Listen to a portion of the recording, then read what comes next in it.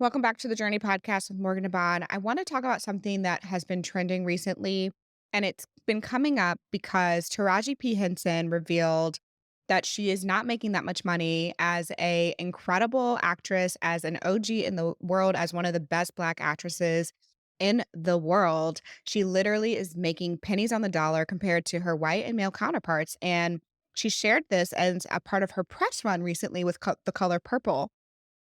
And all of her videos have gone viral. A lot of them have been very emotional, and so many Black women and women in general have been resonating with her story and the reality that all that glitters is not gold. And I want to talk about how this happens and how and what is going on.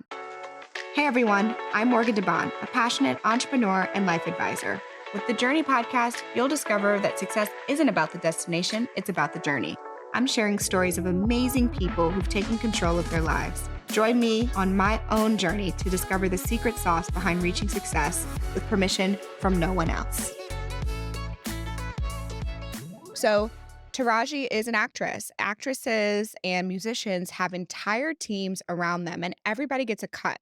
So if you are a actress or you're a talent, you are typically repped by an agent. An agent typically works for one of the big agencies. If you're in LA, like WME, William Morris, or CAA, Creative Artist Agency, UTA, United Talent Agency, and those agents all take a percent of your income because they're helping negotiate the deals. So they're taking anywhere from 10 to 15% of your income. And you oftentimes have multiple agents. So I have a book agent, I have a speaking agent, I have a brand partnerships agent, and they are all different people and they all take a percent on whatever deals come through. And here's the thing, they oftentimes get a percent whether they go get the deal for me or not. They have exclusive rights to negotiate on my behalf, even if the deal is coming through me and my team. If they're doing it, they're negotiating it, then they're getting a percent. If you're a big boss, you also have a manager. Your manager is taking another set of your income. And the manager is typically the one working with the agent and working with the brands or whoever else is in your universe to help get the deals done. That's just how the game works. Okay. I didn't understand this until I lived in California, lived in LA. Then, if you're a really big actress or a really big musician, a lot of times you have a really good legal team because you're going in and out of so many contracts. You need a lawyer, an entertainment lawyer or entertainment firm that is helping you negotiate the terms or to the best of your ability, getting the most money out of your work. The reason for this is because there's a lot of different things that happen after a deal is done, and a lot of different things like residuals or options, which is a right for the buyer to extend your deal with them, and then they're going to pay you for it. And so you need someone who understands the legal contracts really well and is helping negotiate contractually on your behalf.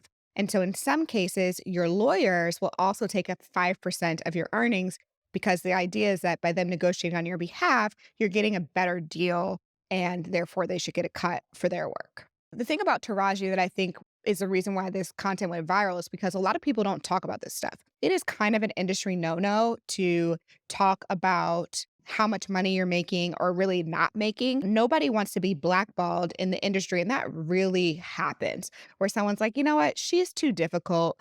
She's going to, tell people what we're making. If she's not happy, she's going to put it on social media. They will give the gig to somebody else because of how you operate or how you talk, and they do not want to be exposed.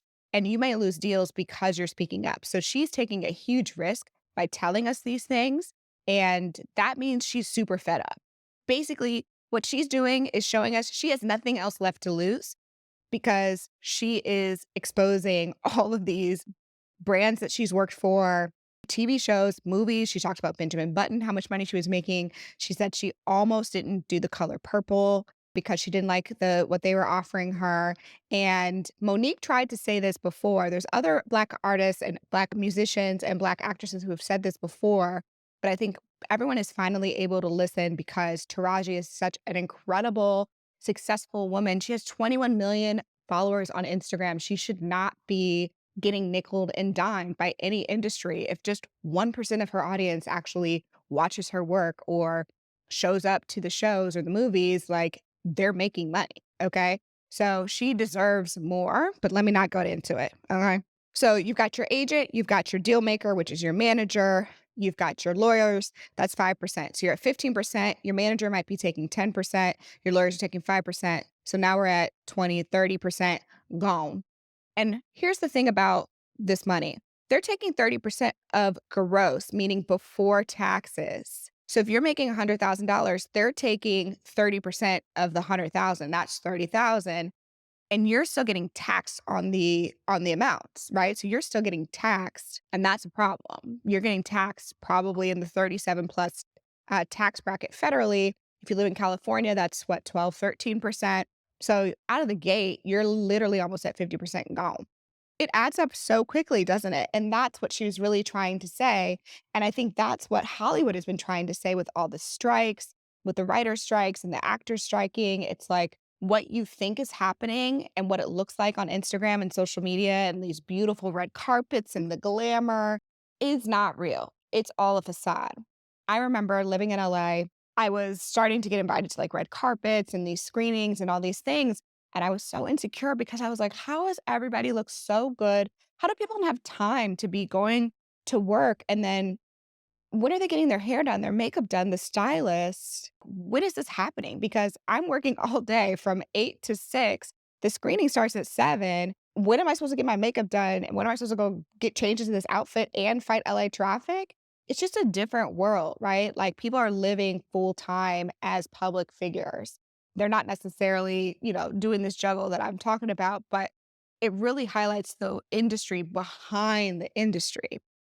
Let me tell you about stylists real quick. When you have a stylist, they may charge $500 to $2,000 per look, per one outfit, because they're gonna go shop for you. They're gonna go get it tailored for you. You still have to pay for the cost of the tailor, but they're gonna go and they're gonna do all the project management. They're gonna send you mood boards, right? And they're gonna go pick out outfits, and then they're gonna come and they're gonna fit you, and then they're going to go back and do all the things so that when you show up to your event, you look fantastic. But that still costs thousands of dollars to do. That does not include the cost of the clothes themselves. Now, one thing that you might not know is that a lot of the people are renting this stuff. It's gifted temporarily or it's rented from showrooms. So some of if you're a really big celebrity, then you're probably renting it or it's being gifted to you temporarily. If you are a B-list, C-list, or you're not really a celebrity, you're just out here with a lot of followers, you're probably actually paying for this stuff. The more time you spend in the industry, the more you start to find out about these things. And I'm like, oh my God, like you really paid for this Gucci outfit from top to bottom? Like, that's wild. Couldn't be me. That's wild. I had to very quickly let go of the I need to have a celebrity stylist aspirations. Not because I couldn't afford it, but just because I just cringed every time I would get the invoice. And then celebrity stylists, they're not going to go to like Nordstrom Rack and pick up your outfit. They're picking out the top of the top designers. So you're going to be spending maybe $10,000 to $20,000 per look. Shoes, jewelry, shirt, pants, tailor, etc. It was a no for me. I couldn't keep up with the Joneses, and I'm okay with that. All right. It's not how I wanted to spend my discretionary income. Then you've got the makeup artist, a makeup artist in LA, and really honestly, anyone in the country that is, a top makeup artist, they're doing $300 to $400 called a do and go, which means they come to you wherever you are, your hotel, your house, whatever, and they're doing your makeup and then they leave.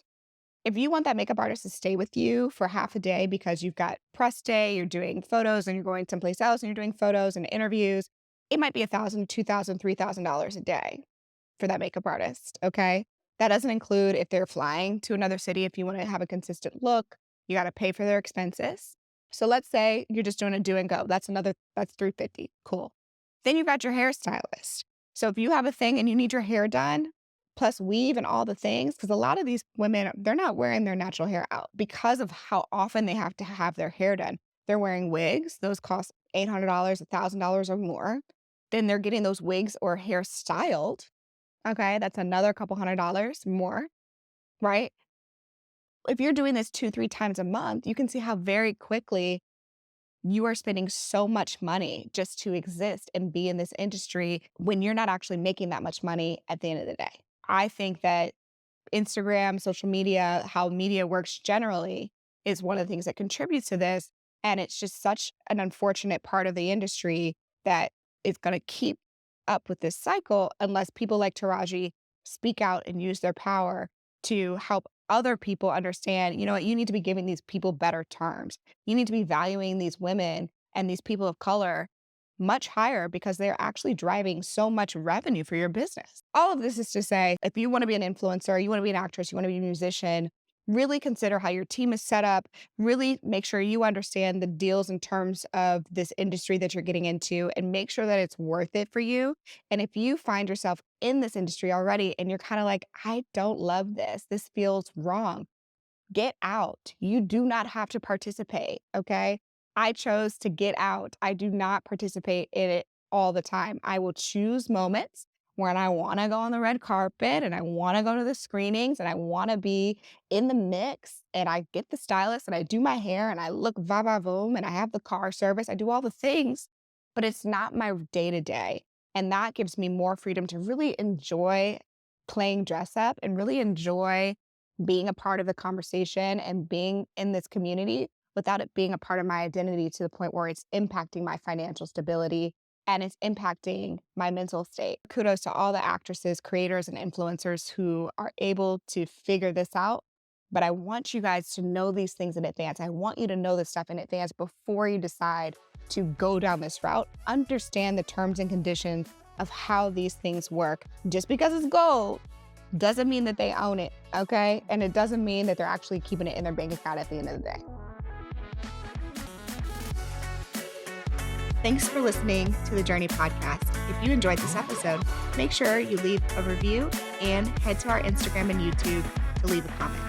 I look forward to hearing how this podcast has made an impact on your own journey.